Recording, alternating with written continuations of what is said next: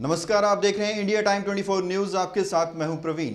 देश में लोकसभा चुनाव की तारीख नजदीक आ रही है और इसी चुनावी सरगर्मी में हमारे संवाददाता अनुज मिश्रा ने पश्चिमी दिल्ली के पूर्व सांसद महाबल मिश्रा से खास बातचीत की।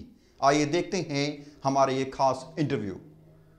इंडिया टाइम 24 न्यूज में आप सभी का स्वागत है। मैं हूं अनुज मिश्रा। हमारी खास पेशकश राजनीतिक हलचल में आज हम बात करेंगे उस शख्सियत से जिसको पहचान की जरूरत नहीं है या किसी तरह से इंट्रोडक्शन की जरूरत नहीं है, क्योंकि उनकी पहचान उनका व्यक्तित्व है और इस बात को बयां करते हैं खुद वहीं पूर्व सांसद महाबल मिश्रा। मिश्रा जी, स्वागत है आपका। धन्यवाद।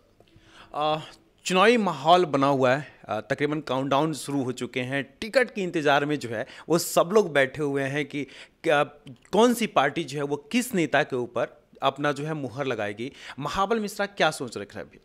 देखिए, हम कांग्रेस के सिपाही हैं और चुनाव हार जीत एक अलग बात है।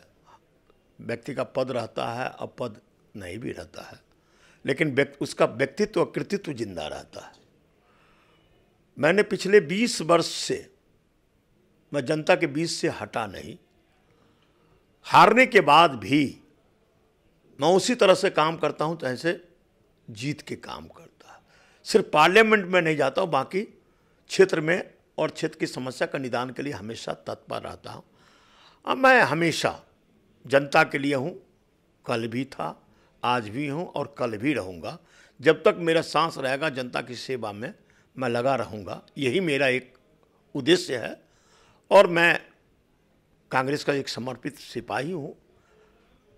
बाकी फैसला तो पार्टी के हाथ में है। मैं यही जानना चाहता था, चूंकि सबकी निगाहें जो हैं जब बात होती है चुनाव को लेकर के और आम लोगों से जब हमारी बातचीत होती है तो उनकी निगाहें रुकी हुई हैं कि टिकट किसको मिलता है। तो सबकी निगाहें कांग्रेस की तरफ से महाबल मिश्रा जी की तरफ से। तो महाबल मिश्रा की निगाहें किसकी तरफ है कि कौन आएगा और मुझे जो टिकट मिलेगा और इस तरह से जो है हमारा कार्यक्षेत्र आगे बढ़ेगा? देखिए, कोई भी है, जो भी पार्टी है अपना अपना माने प्रत्याशी खड़ा करेगा। मुझे उस बात से कभी चिंता नहीं है। मुझे इस बात से कभी हम बेफिक्र रहते हैं जो कौन आएगा कौन लड़ेगा। पार्टी हम पर आजमाएगी। पार्टी यदि मुझे टिकट देती है और देना चाहिए, क्योंकि उपयुक्तता के आधार पर, उपलब्धता के आधार पर, काम के आधार पर मेरा हक बनता है। पार्टी उस पर निर्णय लेगी निश्चित रूप से। बाकी तो पार्टी जानती है। सर, कोई इंडिकेशन अभी तक मिला हुआ है कि ठीक है चुनाव की तैयारी करें आप, हम आपके साथ हैं या समर्थन है? नहीं, अभी तक किसी को किसी पार्टी में इंडिकेशन नहीं मिला। सिर्फ मेरे में ही नहीं, आप पेपर के आधार पर आप देखते होंगे तो किसी पार्टी को कहीं नहीं है, सिर्फ आम आदमी को छोड़ के। बाकी बीजेपी और कांग्रेस तो अभी स्पष्ट नहीं किया है। उसी मझधार में हम भी हैं। अच्छा, मैं ये जानना चाहता था कि जब चुनाव होंगे, जब चुनाव के दौरान चर्चाएं चलेंगी, तो इतना तो तय है और जो आपको जानते हैं वो सब जानते हैं कि महाबल मिश्रा जी अपनी चुनावी रणनीति तैयार कर चुके होंगे कि किस आधार पे चुनावी मैदान में जो है वो रण लड़ेंगे। मैं ही जानना चाहता हूं कि चुनावी रणनीति क्या है महाबल मिश्रा जी? देखिए, जो जीता वो 5 साल दिखाई नहीं दिया और जो हारा वो जनता के बीच में रहा। तो जनता अब इस बात पर उतारे, उस कैंडिडेट को चुनो जो हमारे बीच में रहे, जिनको हम पहचाने, जिसको जाने। तो उस आधार पर मैं ही पहुंचता हूं। मुझे पार्टी का वोट के अलावे व्यक्तिगत वोट भी मेरे साथ है और पार्टी का वोट तो जुड़ा हुआ है, पार्टी के विचारधारा जुड़ा हुआ है। लेकिन हमारा व्यक्तिगत 5 साल हारने के बाद भी जो जीता वो तो दिखाई नहीं दिया और जो हारा वो हमेशा दिखाई दिया। तो जीतता वही है जो जनता के बीच में रहता है। पद आने वाली चीज़ है, जाने वाली चीज़ है, लेकिन व्यक्तित्व और कृतित्व जिंदा रहता है। तो अपना व्यक्तित्व और कृतित्व को अपना मैं जिंदा रखा हूँ। यही हमारा जीत का एक सहारा है, हमारा ये नारा है। महाबल जी, जब आप सांसद थे, जब आप क्षेत्रों के विकास के लिए काम करते थे, तो वो कौन कौन से कार्य थे जो आप चाहते थे कि वो इस क्षेत्र में हो और नहीं हो पाया? और क्या आज के युग में, मतलब आज जो ये 5 साल का ड्यूरेशन रहा, उस टाइम में ये काम किया हो गया है नहीं? देखिए, मैं बहुत बड़ा एक विडंबना समझता हूँ। नजफगढ़ एक हॉस्पिटल थी जिसका हमने शिलान्यास 28 फरवरी 2014 में किया था। गुलाम नबी आज़ाद उस समय 245 करोड़ का ये पैरा मेडिकल इंस्टीट्यूट और प्लस 100 बेड की हॉस्पिटल का निर्माणाधीन की बात था। 86 करोड़ रुपए उस समय पेमेंट हो गया था। मुझे विडंबना है जो उस काम को 5 साल शुरू बीजेपी नहीं होने दिया, और उसी पैसा जो कंट्रैक्टर के पास था वो को ब्याज लगा के 104 करोड़ बन गया। तो अब 100 बेड की हॉस्पिटल के कहता है मेडिकल इंस्टीट्यूट काट दिया। ये बड़ा भारी विडंबना मैं समझता हूँ। मैं चुनाव जीत के आऊँगा तो उस मेडिकल कॉलेज को दोबारा लाऊंगा। दूसरी बात, एक मेरा सपना था जो कोकरौला मोड़ से लेके आज वजीराबाद तक जो नाला ढक के 6 लाइन का रोड बनाने का 10,000 करोड़ रुपये का प्रोजेक्ट था, वो भी पूरा नहीं हो सका, फाइल नहीं खुद सका। क्षेत्र में बहुत सारे जो हॉस्पिटल या डिस्पेंसरी या बारात घर की योजनाएं थी, सिर्फ वर्तमान सांसद फीता काटा है, कोई नया काम नहीं काटा। जो मेरा काम किया हुआ था उसको फीता काट के अपना बोर्ड लगाया है। दिल्ली हाट आपने देखा होगा, है हॉस्पिटल, जनकपुरी का हॉस्पिटल देखा होगा, नाला ढक के रोड बनाने के देखा होगा, दादेव हॉस्पिटल देखा। तो मैं अपने समय में बहुत बड़ा बड़ा काम किया। आपने मेट्रो देखा, जो प्रधानमंत्री से मेट्रो के लिए द्वारका से नजफगढ़ और जनकपुरी से कालिंदी कुंज तक जाने के लिए मैं प्रधानमंत्री से मिल के लाया। मेट्रो फेज चौथा फेज का शुरू कराना था। इन सब कामों को गति नहीं मिली, और जो भी काम पूरा हुआ उसका फीता काटे हैं। ये सब मैं ये चीज़ जानने की कोशिश कर रहा हूँ, और मैं तमाम लोगों से बात भी कर रहा हूँ।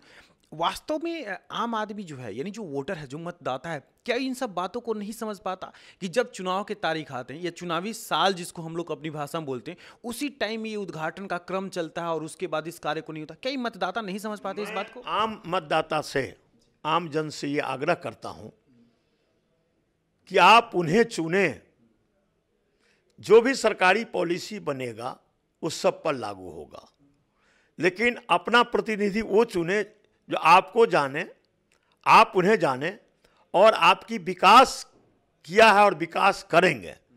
आप कसौटी पर उतारिए तब वोट करें।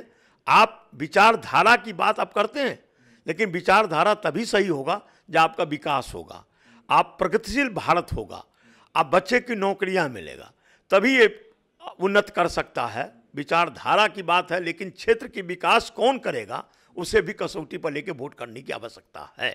मिश्रा जी, जितनी देर हम लोग अभी तक बातचीत करते आ रहे हैं उसमें ये एहसास हो रहा है कि आप जो है विपक्ष में, यानी भारतीय जनता पार्टी से तत्कालीन सांसद को ही प्रतिद्वंदी मान रहे हैं। क्या ऐसा संभव है, या फिर वहां भी बदलाव की उम्मीदें दिख रही हैं? मुझे कहीं भी, देखिए हम किसी से नहीं करते हैं, हम का तो कोई पार्टी हो, एमएलए एमपी प्रतिनिधि काम करते हैं। झोंके पर, हवा पर यदि कोई जीतता है और हवा पर हारता तो विकास इसलिए नहीं करता कि हवा पर जीतना, हवा पर। तो ये जो 14 का चुनाव या 15 का चुनाव रहा दिल्ली में, देखा गया हवा की चुनाव था। अब कसौटी पर उतारेगा लोग जो काम कौन किया, काम कौन करने वाला व्यक्ति है, ऐसे आदमी को वोट करना चाहिए, मेरा आग्रह है। अच्छा, आम आदमी पार्टी ने जिस तरह से जिस प्रत्याशी को अपना दिया है, यहाँ से पश्चिमी दिल्ली से बनाया है, उसके बाद महाबल मिश्रा जी की प्रतिक्रिया क्या है आम आदमी पार्टी की प्रत्याशी को लेकर? नहीं, मुझे कोई प्रतिक्रिया किसी व्यक्ति विशेष को लेकर नहीं है। व्यक्ति विशेष लेकिन नहीं है, हमारा तो एक ही लक्ष्य है।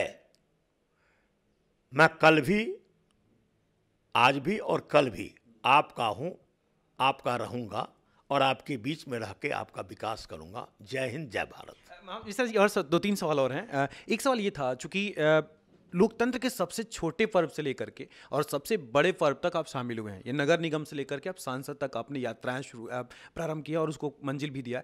ये पूरी यात्राएं जो रहीं वो कैसे रहीं और किस तरीके से आपने उनको मैनेज किया, ये थोड़ा सा जानना बहुत जरूरी है। देखिए, मैं एक भूतपूर्व सैनिक के रूप में दिल्ली में आया और एक सामाजिक काम अनकित करनी से शुरुआत किया, और जनता ने मुझे राजनीति की तरफ खींचा, काउंसिलर बनाया, एमएलए बनाया, एमपी बनाया। तो जनता का वोटर की शरीयत देने के लिए, नमक जब खाया तो नमक को शरीयत देने के लिए हमने उनके विकास की रास्ता प्रशस्त किया। अब वही हमारा एक विचारधारा है, वही विचारधारा जो हम मुझे आगे ले गया और अग्रसर रहा। कभी ऐसा लगा कि यार जितनी लोगों की उम्मीदें थीं उस सब उम्मीदों को मैं पूरा नहीं कर पाया, लोग अब एक्सपेक्टेशन बहुत करते थे मिश्रा जी से, अभी लगा कि ये सारे काम अभी बाकी रह गए, उन सबको ही पूरा करना जरूरी है? देखिए, तुलना लोग करते हैं, बहुत सारे सुनने को मौका भी मिलता है।